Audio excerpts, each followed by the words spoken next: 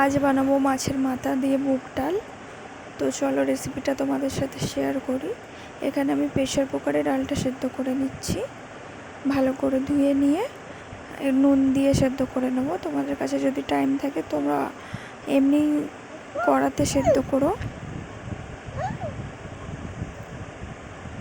এখানে আমি শুকনো লঙ্কা, 5 ফোড়ন, 2টো এলাচ, তেজপাতা আর রসুন কুচি দিয়ে ভালো করে ভেজে নেবো দিয়ে আমি এখানে পেঁয়াজ বাটা, আদা বাটা দিলাম।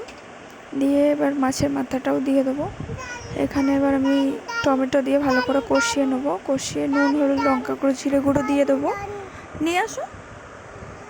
দিয়ে ভালো করে কষিয়ে মাছের মাথাটা দিয়ে দিলাম। মাছের মাথাটা দিয়ে এবার একটু খানিকক্ষণ কষিয়ে ডালটা দিয়ে দেবো। আর অবশ্যই টাইম থাকলে কড়াতে সিদ্ধ করে নিও। আমার কাছে টাইম ছিল না, কারণ আমার ছেলে সেই টাইমে ঘুমাচ্ছিল। এবার উঠে গেলে ডিস্টার্ব করবে, যার জন্য আমি কড়াতে সেদ্ধ করে নিয়েছি তাড়াতাড়ি। তোমরা যদি পারো ওটা প্রেসার কুকারে সেদ্ধ করে নিয়েছি, তোমরা যদি পারো কড়াইয়ে সেদ্ধ করো।